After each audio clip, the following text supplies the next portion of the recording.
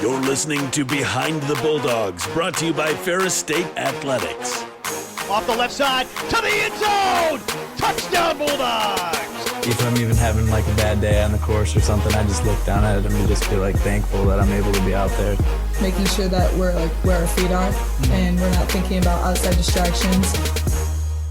Welcome into another edition of Behind the Bulldogs. Brandon Worth, Tatum Outlaw, giving you the good stuff in Ferris State Sports, your behind-the-scenes Ferris State Sports podcast. And Tatum, a whole slew of sports were in action this weekend, and we got a lot of victories to talk about. So it's basically Victory Tuesday as we're recording this. It is Victory Tuesday. I like how you put that and worded that. We had a lot of competitive games last weekend, lots of strong conference matches, and I think the Bulldogs did really good. So I'm just ready to talk about it. We're going to talk about all the good things. We got a great interview, as you guys probably saw in the title.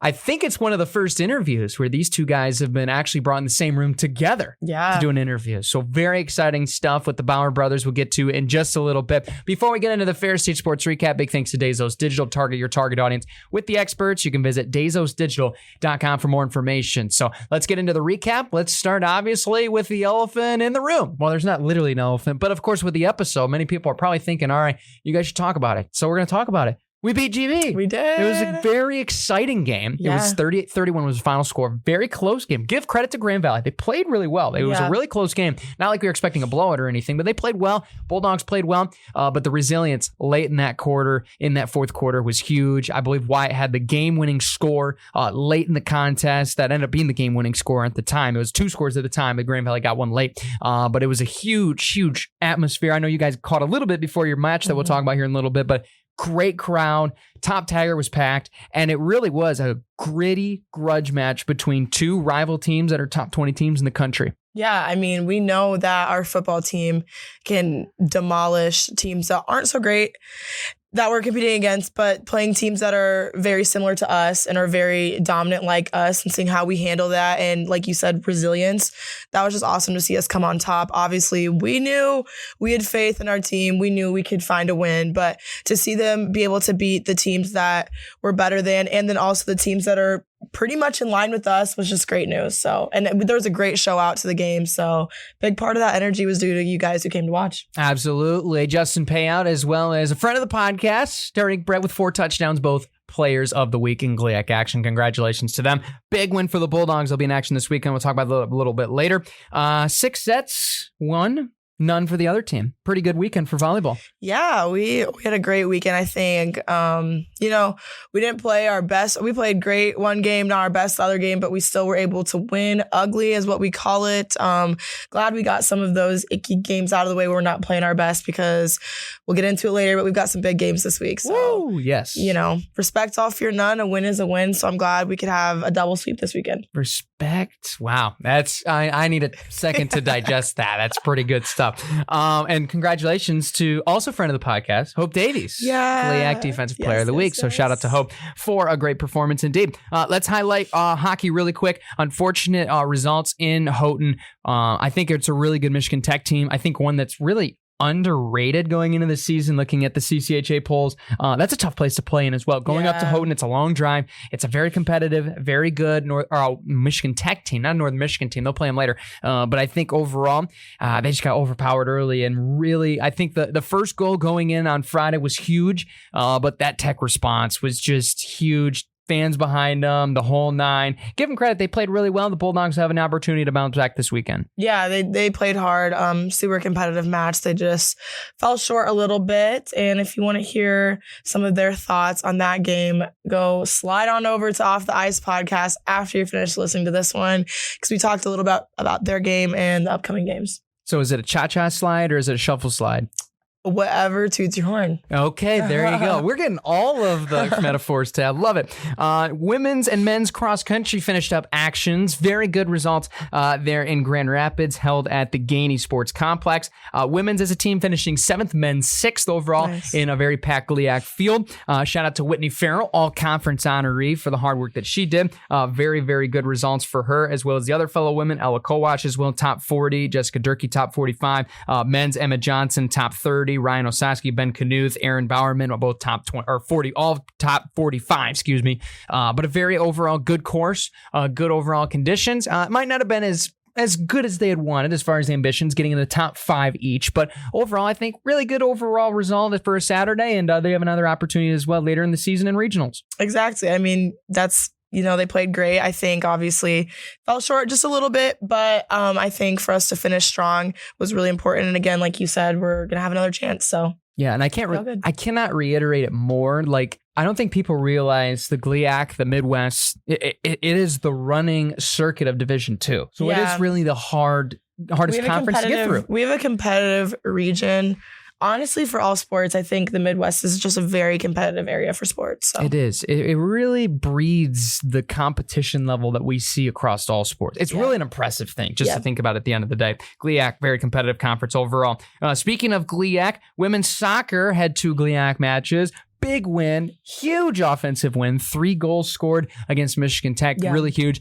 They did battle to a 2-2 tie or a draw, as some say in the soccer realm, against the Wildcats. So overall, 4 points on the weekend. I know Coach Henson, they wanted 6, but you did it against a team you needed to get points against in the Wildcats. You got the 3 against Michigan Tech. So you're still climbing, and right now, looking at their schedule, they have a great opportunity to try to get themselves into home field advantage going into the GLIAC quarterfinals, which would be huge considering the magnitude of that matchup.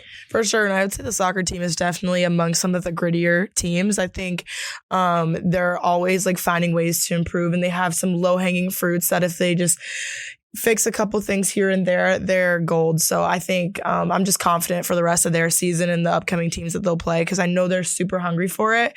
And we've seen them, accomplish some of their goals that they've been working on. So hopefully they can stay consistent with that. Absolutely. Still a long season to go. Might only be a couple weeks to a month, but it's going to be a long season at the end of the day. Men's golf finishing out tied for 13th. Last we checked on here today on Tuesday as we're listening to this. So if you want more up-to-date information and results, you can head over to fairstatebulldogs.com. Currently, we're tied for 13th. A lot of overall great stuff. Cole Putnam, Ben Miller, all really playing well so far for Coach Stark's crew. And for them, it's really the last fall competition. They're soaking up the sun and hopefully bringing it back to the Big Rapids area. Please do, guys. Pack it in the van. I don't care what it takes. Just steal the sun. It's pretty much the entirety of what we need. Is they're talking about snow later. We don't have to talk about that on the podcast, but we need it. So, but overall, good to see men's golf competing in the sun at least one more time before they're going to be stuck indoors for a little while. Yeah, I mean, I couldn't have said it better myself. You hit all my thoughts there. So. Yeah, pretty much as good as it gets. You hit it there. It's great when you have 2 hosts, because the fact of the matter is, with the amount of caliber of great things that we have on the same mind, like telepathically, it's incredible. Yeah, we bounce off each other well, I'd say. Absolutely. It's great. With that being said, we have an interview to get to with the Bauer brothers, who are standing by from Ferris State Football. Now joining us here in the interview room, we have 2 very special guests. Tatum, we're back to twins again. This time, it's the Bauer brothers from football, Tarick and Wyatt. Guys, thank you so much for being on the show. Thank you. Thanks for having us. Great to have you guys on the show. And fresh off of a huge rivalry win, just talk about being able to beat Grand Valley in front of what was a packed Top Tiger field last Saturday. Yeah, we're young, obviously. We didn't know what the rivalry really meant. It was my first game playing against Grand Valley on the football field. But just came out and prepared like we had to do and got it done. Yeah, I mean, I've been injured, so I haven't been able to do very much. But just the atmosphere and everything that goes with it is just awesome.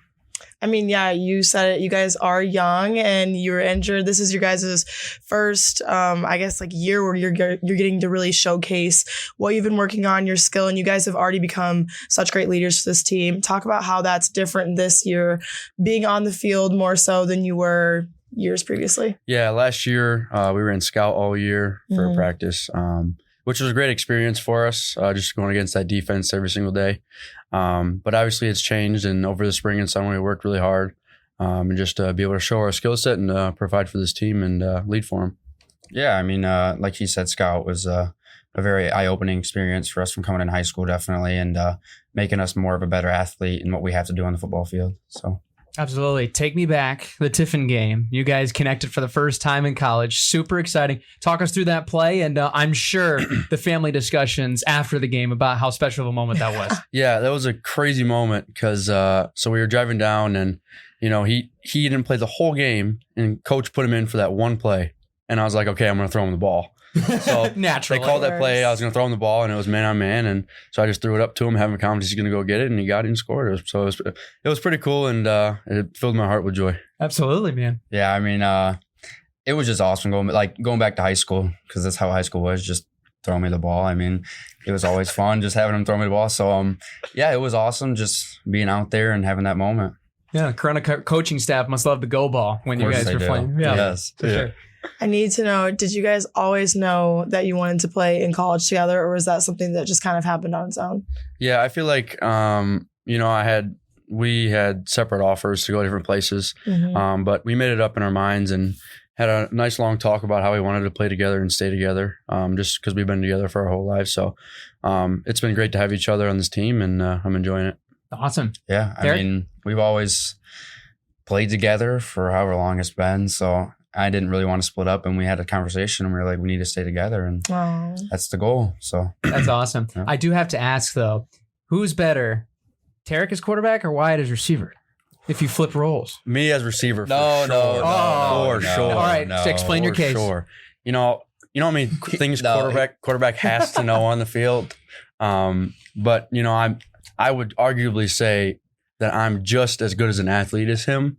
So I think I'd be a great receiver. And I also played receiver in high school before I played quarterback. So that's my take on it. Okay.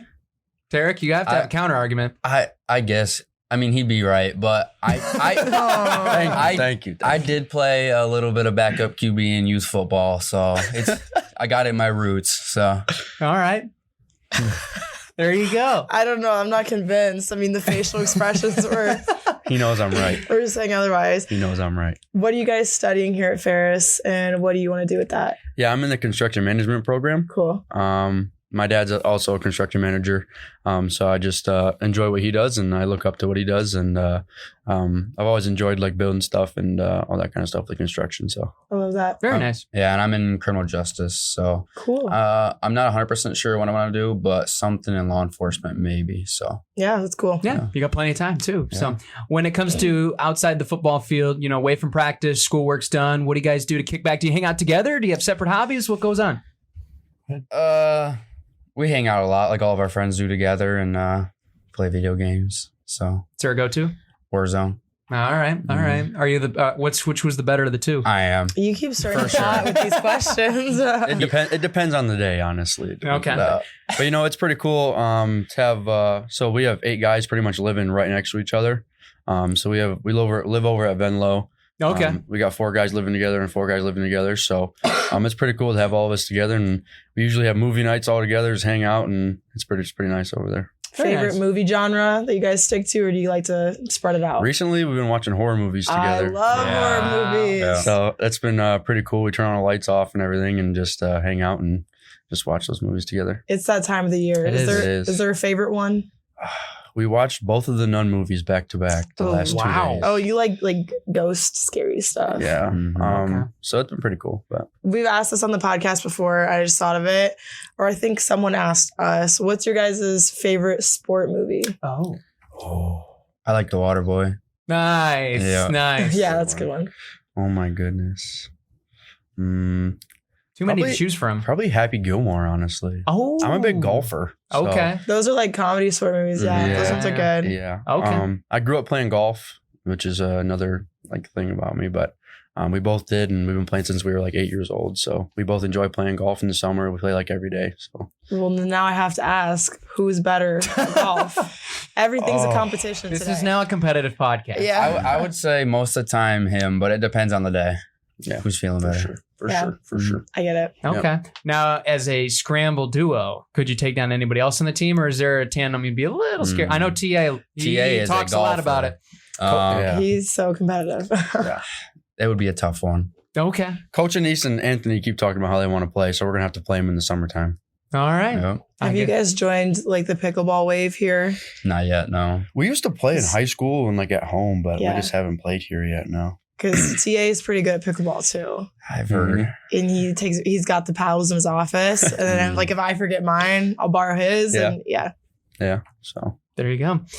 When it comes to your favorite part about being with the team, the atmosphere, the games that you get to experience, what's your favorite thing about being with the team, the whole experience, practices, games, so on and so forth? I would say the games, it's just great to connect with other guys. And Big Rapids really reminds me of home for where I grew up, a smaller town. And just to connect with the guys and through practice and all the games and just celebrate the wins together. Cool. Tarick, how about you? Yeah, I mean, I definitely from last year, I think I've grown a connection with a lot of the guys and feel like a brotherhood here. And it's just great to be in the complex and just see everybody. Rock on. Yeah, you kind of dipped into it a little bit since you brought it up. Where did you guys grow up and how did you get into football? We grew up in Corona, Michigan. Hey, it's on his shirt. It is right here. Oh, I didn't even see that. Yeah, we grew up in Corona. TA graduated from Corona High School. Yes. So he grew up there. We've known him for 12 years now. Wow. He used to host veer camps at Corona for the varsity players, and we were in like 6th grade, and we used to go join the camps and everything like that. But we started playing football, flag football, when we were probably 6 years old, and that's where it started. My dad's a big football guy, so we're just trying to live out his dream that he had to play football in college. So it's just great to grow up in a small town and just experience that. For sure. Yeah, I mean, we play on Nick and East athletic field, so TA's dad, I believe, and just small town stuff. Everybody comes out to the games just like here and supports, and it reminds me of home, which is nice and comfortable. So you basically grew up bound to be a Bulldog, is what it sounds like. You're right. Yeah. You knew before you knew. Exactly. Yeah. For sure. I have to ask, as a guy that also follows high school, I know Corona continuously, year after year in the playoffs. Did that level of success in high school prepare you, I'm sure, to be here in Big Rapids to compete with the Bulldogs? Yeah, we made a great run. Our senior year, we went 13-1. We made it to the state championship.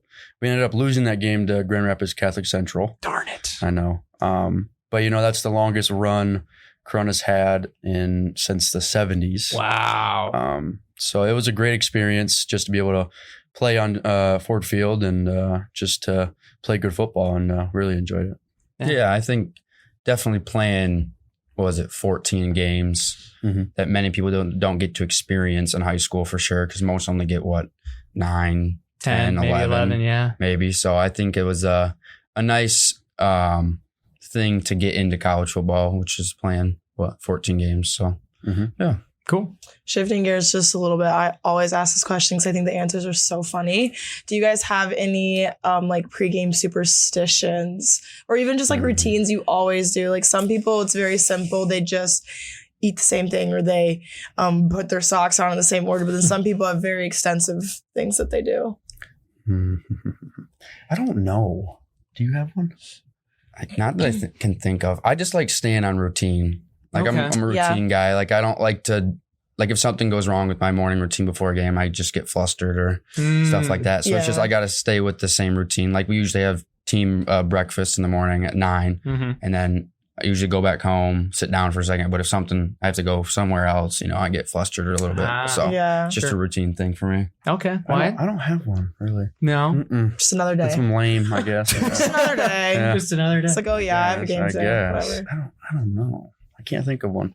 Okay. Yeah. Yeah, it is what it is. Yeah. Going off of that, pregame meal, I know is sometimes a superstition. Is there a go-to for you guys every time? I know you guys get similar meals each and every game day, but what's the go-to? Yeah, right now we go to Crankers before every game. Okay. Usually I like to eat eggs and hash browns and try to stay away from the pork stuff. I'm dealing with some heartburn issues right now with that. So, I usually like protein and a little bit of carbs. Okay. All right. Right now. I don't like to eat very much before games, so just something little, especially at breakfast, like some eggs or maybe something little, so nothing special. Fair enough. Do you guys have to, when it comes to lunch, we had later games earlier in the year, was there anything in particular then, or did you kind of just, rock with the similar routine? I would try to eat some pasta, just a little bit. I don't like getting full, like he said. It makes me feel a little sluggish and all that kind of stuff. So some pasta and a lot of water. So a lot of water. Hydrated. Yeah. Yeah, I have to agree with him. Okay. Is there a go-to pasta? I know there's a lot out there. Some like spaghetti, some like, I'd say spaghetti. Okay, For spaghetti. me, yeah. Simple. I like some chicken Alfredo. That's another one. so- Yeah. Okay. Yeah. Rock on. Good choices, solid choices. Do you guys have a favorite field? I will stick to college. Favorite field you've played in, or besides our own. I would say Michigan Tech so far. We went up to Houghton a couple weeks ago. And just where it's at really is just in the middle of the woods. Yeah. And it's beautiful up there right now. And traveling up there was really beautiful. So it was a great atmosphere and great to play on that field. Yeah, it sounds like you guys got the color tour when you went up there, which We is did. really, really It cool. was great, So, yeah. Tarick, different answer? I didn't get to travel to Tech because I was hurt. Oh, that's right. Darn it. I'm not going to say GV Obviously. because Yes. we can't give them that no. satisfaction. No. I don't know. Not really. Okay. Big Rapids is where it's at. There you Yeah, go. okay. Top Tiger Field. Exactly. There you go. Yeah. So, well, guys, thank you so much for joining us. We wish you the best of luck against Northern. Last question, though, before we go, we ask everybody on the show, what's your favorite thing about being here at Ferris State? Being a Bulldog. The atmosphere for me, everybody's very friendly around here, and I feel like all the athletes get along really well. So that's great. Awesome. Yeah. I mean, just all the athletes together and building the championship culture around here is just awesome.